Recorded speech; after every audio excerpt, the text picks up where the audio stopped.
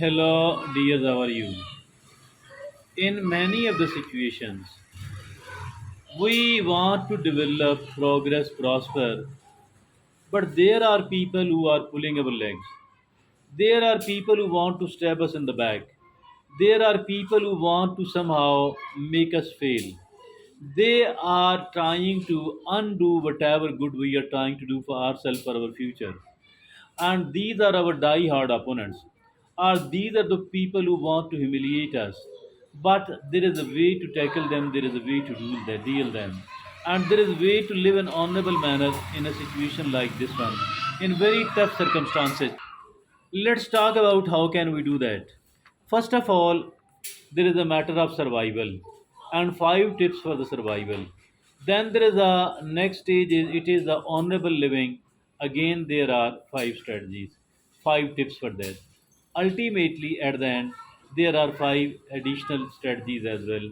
So let's begin with the survival tips. There are five survival tips. First of all, it is maintain professionalism. Maintaining professionalism, it means regardless of the situation, try to maintain a professional demeanor and focus on your work. Try to maintain a professional demeanor despite all the difficulties. So that is the step, that is the point number one. Tip number one. The tip number two is says that set boundaries and clearly define your limits and communicate them assertively to avoid overcommitting or being taken advantage of. Setting the boundaries. What are the rules and regulations of interacting with me? But these rules and regulations must be a reasonable one, must not be unnecessarily strict. These must be reasonable one. So that is setting boundaries. Number one, it was maintaining professionalism. Number two, it is the setting boundaries. Number three, building a sport network. And building the sport network, it actually surround yourself with the positive, sportive people who can offer guidance and encouragement. So these are the people actually. Those people, wherever you come across a positive person, a person who is positive, a person who is encouraging toward you, and try to develop a relationship with those people. So that is building a sportive network. Now the fourth is that is prioritize self-care. Prioritizing the self-care, this actually means take care of your physical, emotional, and mental well-being to mitigate the negative impact of a difficult interaction.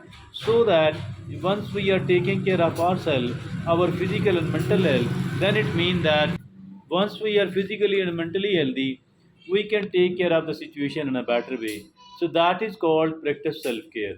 So then after that, prioritizing self-care, the fifth and the last step, it is disconnect, that is, disconnect in disconnect incident, document incident. And documenting the incident actually mean that whatever somebody bad is doing, and collect the proof of it, and collecting the proof, maintain it as a record, make it a document, and that will work for us. That can be presented at a right place later on. So that is keeping a record of incidents or keeping a record of conflicts. In case you need to escalate the issue to seek the support. So these are the five survival tips. The first one, it was maintaining professionalism. Mean don't do the bad thing yourself, or don't react in a bad manner. So that is the number one. And the number two, it was setting boundaries, mean make the rule regulation. The third, it is the building a sport network. The fourth is prioritizing self-care. The fifth was documenting incident. Now the next stage says that is, that actually mean living honorably. How can we live honorably? Again, there are five important tips. The tip number five is stay focused on your goals. Staying focused on your key goals, keep your eyes on objectives and work towards achieving them despite a difficult situation. So that is a point number one, and it says stays focused on your goal. And now the second step about living honorably, it says communicate effectively. Effective communication means practice active listening and clear communication as well to avoid misunderstanding and to resolve the conflict. That is communicating effectively. It is the tip number two for surviving honorably.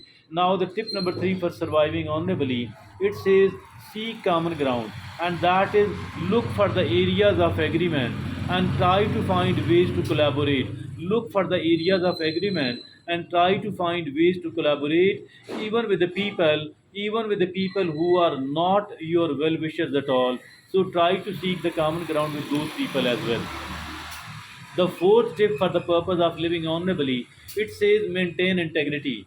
And maintaining integrity means uphold your values and uphold your principles as well, even in the difficult situations. And be transparent in your actions and be transparent in your decisions as well.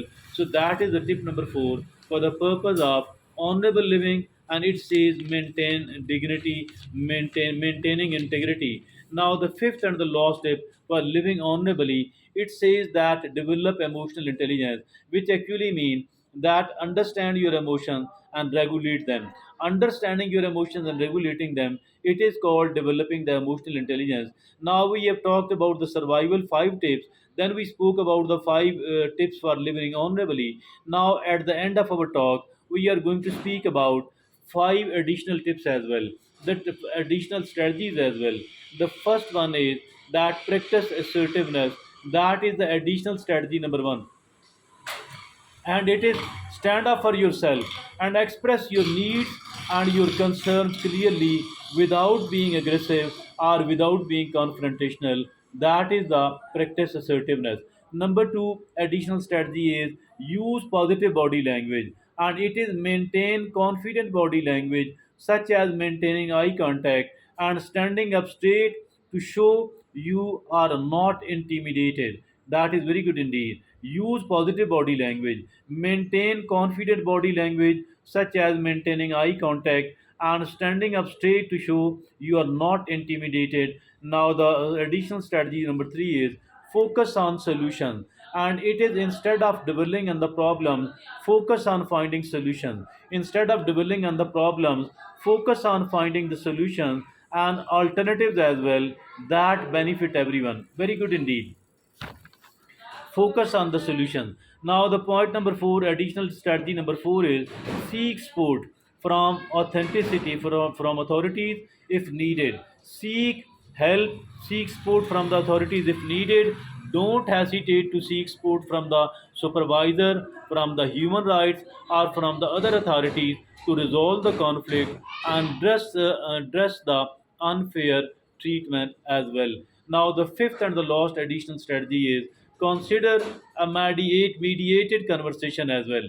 Consider a mediated conversation as well. If possible, consider having a mediated conversation with the person or with the people involved to resolve the conflicts and improve the communication, and that mediator must be a neutral and a reasonable person as well, otherwise it will be very bad for you. Now please remember, if you don't have to tolerate the toxic or abusive behavior, if the situation becomes unbearable or threaten your well-being, it may be necessary to explore options for changing your work environment or seeking support from the authorities. So that is very very important indeed, my dear friends and fellows. Let's very quickly repeat the additional strategies. Number one, it is the practice assertiveness. Number two, use the positive body language. Number three, focus on the solution.